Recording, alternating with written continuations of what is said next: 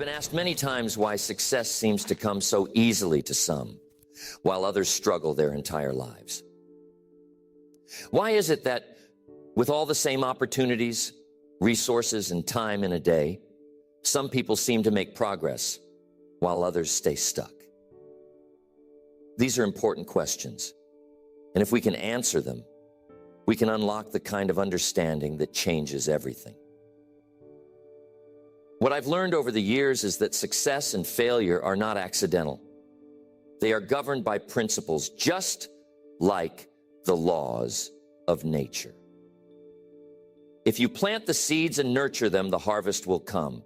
But if you neglect the soil, forget to water, or let the weeds take over, the results will speak for themselves.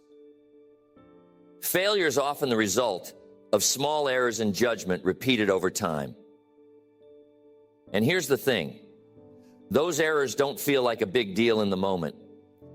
Each small decision seems insignificant, but compounded over weeks, months, or years, they become the reasons why people fail. Now, failure isn't the end. In fact, failure is one of life's greatest teachers if you're willing to learn from it. But for so many people, it becomes a habit. It starts small, like a crack in the foundation, and if left unchecked, it can bring the entire structure down. The good news is, just as failure leaves clues, so does success. And when you know what to look for, you can change course at any time. That's what makes life so extraordinary, our ability to choose and to change. Take a moment to think about your own life. Have you ever felt stuck in a cycle of frustration, wondering why your efforts don't seem to yield the results you're after? Or maybe you've seen others achieve what you want and asked yourself, what are they doing differently? These are the kinds of questions that open the door to growth if you're willing to answer them honestly. So, what we'll do today is take a closer look at why most people fail, not to point fingers or place blame, but to understand. Because understanding is the first step to transformation. And as we explore this topic, I want you to think about how it applies to your own life. Where have you struggled? Where have you succeeded? Let this be a time of reflection, of insight, and of action. One of the biggest obstacles to success is the lack of self-discipline. It's a simple concept, but I'm telling you, mastering it is anything but easy. Self-discipline is the ability to do what you should do, when you should do it, whether you feel like it or not. And make no mistake, most of the time, you won't feel like it. That's the truth. People often wait for motivation to strike, for the perfect mood or the right circumstances. But success doesn't wait for you to feel like it. Success comes when you act in spite of your feelings. Now think about how this plays out in daily life. How many times have we told ourselves, I'll start tomorrow? Tomorrow becomes next week becomes next month, and before you know it, years have passed and nothing has changed. We convince ourselves that one missed opportunity, one skipped workout, or one ignored responsibility won't matter. But here's the reality. Every decision matters. Each choice is like a brick, and over time, those bricks build the foundation of your life. Why is self-discipline so critical? Because success is not built on grand, dramatic actions. It's built on the little things. It's built on consistency. It's built on waking up early, even when you're tired. It's built on saying no to distractions, even when they're tempting. It's built on doing the work, even when no one is watching. That's the price of success. And self-discipline is the currency you use to pay it. But here's the catch. Self-discipline isn't something you're born with. It's a skill. And like any skill, it can be developed. It starts with small wins. If you've been putting off a task, tackle it today. If you've been procrastinating, take the first step right now, even if it's small. Success begins in the smallest of actions. The key is to focus on progress, not perfection. You're not trying to change everything overnight. That's overwhelming. Instead, you're building momentum one disciplined decision at a time. One of the best ways to strengthen self-discipline is to tie it to your goals. Ask yourself, why am I doing this? If your reason is strong enough, it will fuel your commitment. Weak reasons produce weak results, but strong reasons create a sense of urgency. They remind you of what's at stake. Whatever it is, hold on to it. Let it guide your actions when your feelings try to steer you off course. And hold yourself accountable. This is such a vital piece to self-discipline, accountability. When you hold yourself accountable, or better yet, have someone else hold you accountable, you're far more likely to follow through. It's easy to break promises to yourself, but when you make a commitment to someone else, there's added weight. They help keep you on track when your own resolve falters. A while back, I met a man who told me he was struggling to achieve his goals. He was bright, talented, and full of ambition, but he just couldn't seem to make progress. When we dug a little deeper, we discovered the problem. He was inconsistent. He would work hard for a week, then coast for a month. He'd start a project with enthusiasm, then abandon it when things got tough. His lack of discipline was sabotaging his success. I told him, success is predictable. If you commit to the right habits and stick with them, the results will come. He took that advice to heart. He began practicing discipline in small, manageable ways, waking up earlier, sticking to a daily routine, following through on his commitments. Over time, those small wins compounded into something extraordinary. Today, he's living the life he once dreamed of. The same can be true for you. Self-discipline is not about being perfect. It's about being persistent. It's about showing up every day, putting in the work, and trusting the process. It's about choosing growth over comfort, even when it's hard. Because the truth is, nothing worth having comes easy. If it did, everyone would have it. So tell me, where in your life could you use more self-discipline? What's one area where you've been putting off action, waiting for the perfect moment? Remember, the perfect moment doesn't exist. The time to start is now. Begin with one step, no matter how small. That's how you build the muscle of discipline, and that's how you set yourself on the path to success. Next, the second reason most people fail is a lack of clear vision. Vision is the compass that guides your life. Without it, you're like a ship without a sail, adrift at the mercy of the wind and the waves.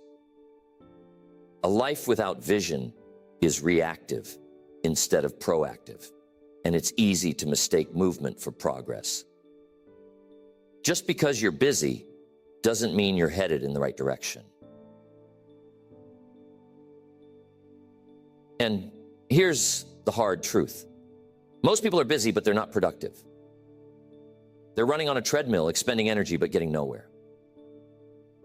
Now, why is vision so important? Because it gives your life focus and purpose. It's the why behind everything you do. A clear vision helps you make better decisions, manage your time more effectively, and overcome obstacles with greater resilience. When you have a vision, you have clarity about what matters, and just as importantly, what doesn't. That clarity allows you to say no to distractions, to stay on course even when life throws challenges your way. But here's the problem. Many people don't take the time to define their vision. They go through life reacting to circumstances instead of creating the circumstances they want. They let other people's expectations dictate their choices.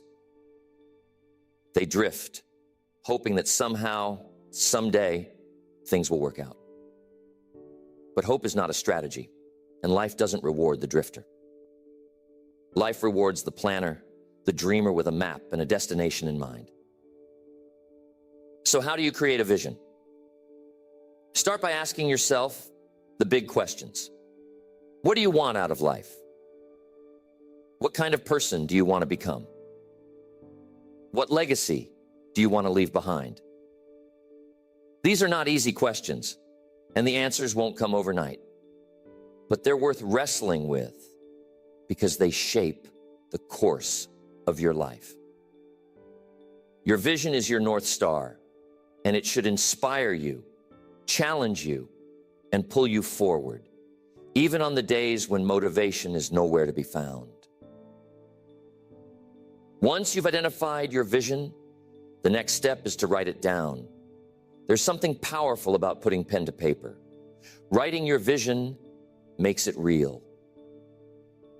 It's no longer just a vague idea floating around in your mind. It becomes a tangible goal you can work toward. Be specific.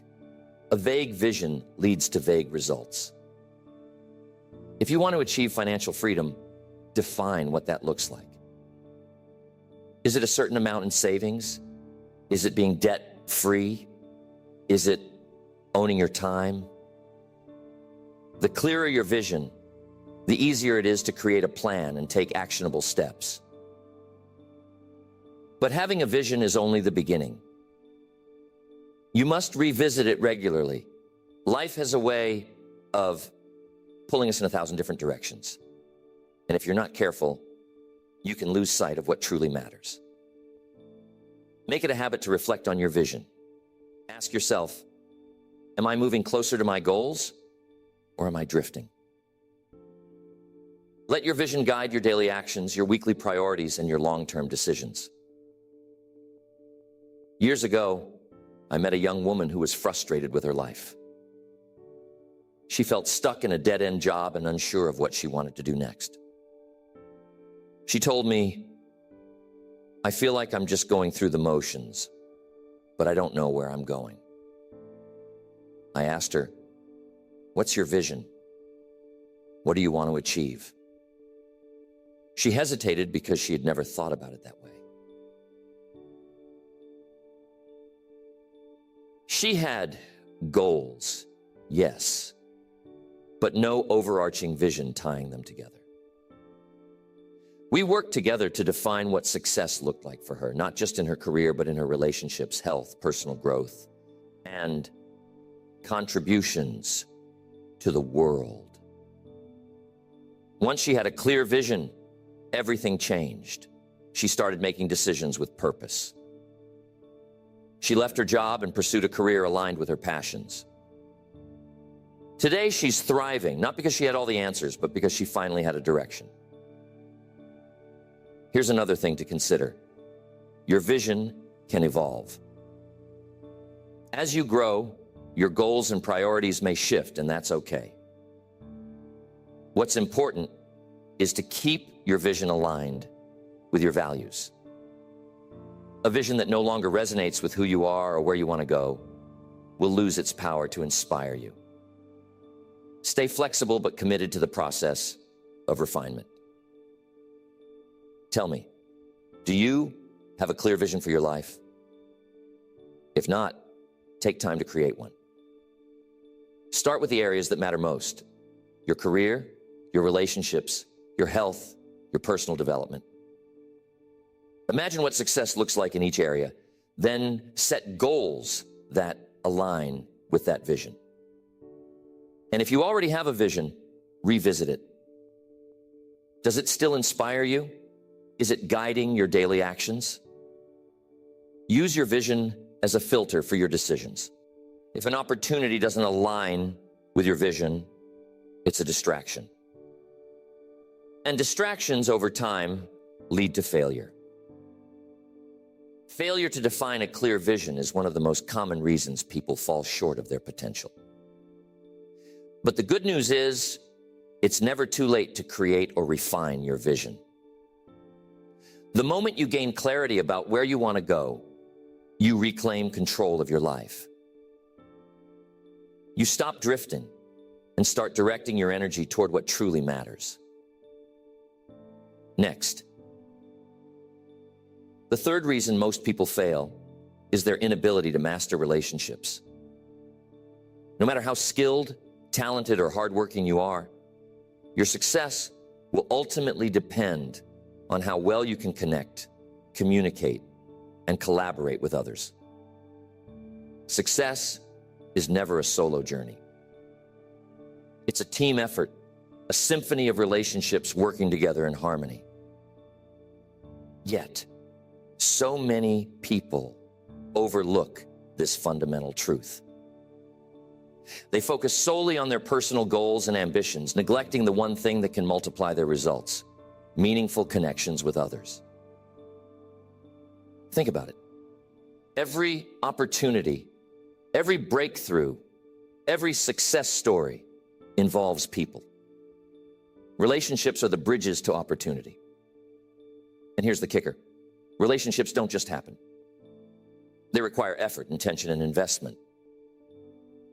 Yet many people take them for granted, assuming they'll always be there or that they don't need to prioritize them. So why do people fail in this area? One reason is a lack of emotional intelligence. Emotional intelligence is your ability to understand and manage your emotions while also understanding and influencing the emotions of others. It's about empathy, listening, and being aware of how your words and actions affect those around you. People with low emotional intelligence often struggle to build trust, resolve conflicts, or inspire loyalty. They may unintentionally sabotage their relationships through insensitivity or self-centered behavior. Another reason people struggle with relationships is the failure to communicate effectively. Communication is not just about talking, it's about connecting. It's about listening more than you speak, about seeking to understand before trying to be understood. Most people think they're good communicators because they know how to express their thoughts. But real communication is about creating mutual understanding. It's about making the other person feel heard, valued, and respected. And then there's trust. Trust is the foundation of every successful relationship. Without it, nothing else matters. But trust isn't something you can demand. It's something you earn over time through consistency and integrity. Every promise you keep, every time you show up when you say you will, every honest interaction builds trust. On the other hand, broken promises, dishonesty, or a lack of follow-through will erode trust faster than anything else. I once worked with a business owner who was struggling to keep his company afloat. His products were excellent, his marketing was solid, and he worked tirelessly. But he couldn't figure out why his business wasn't growing. When we looked deeper, the issue became clear. He was neglecting his relationships. His employees didn't feel valued. His customers felt like transactions instead of partners. He was so focused on the numbers that he forgot about the people behind them. Once he started investing in those relationships, appreciating his employees, listening to his customers, and building genuine connections. Everything changed. His business didn't just survive, it thrived. The same principles apply to personal relationships. Those relationships need attention and care. You can't expect them to flourish if you're not willing to put in the effort. Show appreciation. Spend quality time. Be present. These are simple things, but they make all the difference. Neglect them, and you'll find yourself feeling isolated no matter how much success you achieve. But mastering relationships isn't just about what you do for others. It's also about who you surround yourself with. Your associations have a profound impact on your success. You are the average of the 5 people you spend the most time with. If you're surrounded by people who lack ambition, who discourage your dreams, or who pull you down, it's going to be incredibly difficult to rise above. On the other hand, if you associate with people who inspire you, challenge you, and push you to be better, they'll lift you to new heights. So take a moment to evaluate your current relationships. Are they helping you grow, or are they holding you back? Are you investing in the people who matter most, or are you letting those relationships slip through the cracks? And just as importantly, what kind of person are you in your relationships?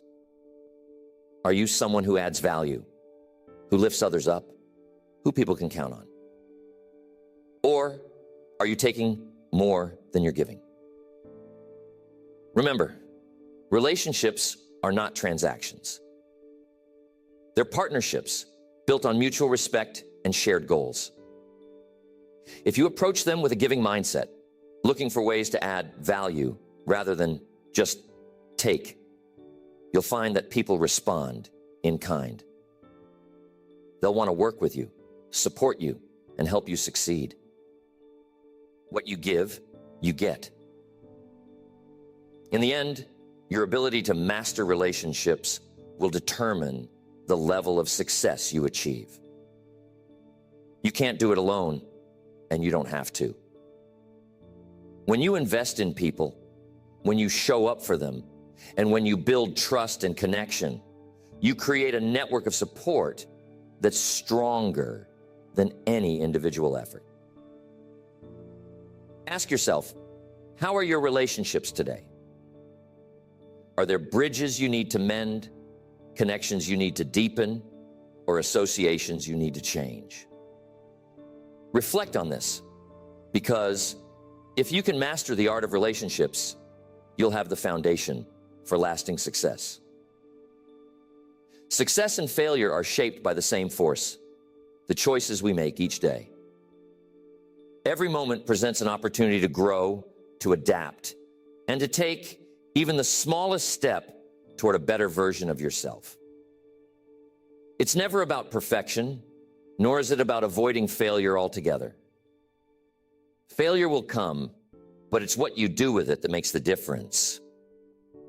The real question isn't whether you'll face obstacles, it's whether you'll learn from them and let them refine you. Life's outcomes are often rooted in habits, and those habits come from your priorities and your commitment. If you want different results, you must be willing to change the approach.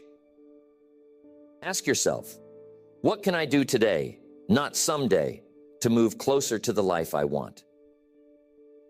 Action doesn't have to be grand. It just has to begin. There's power in starting, in moving forward even when the road feels uncertain.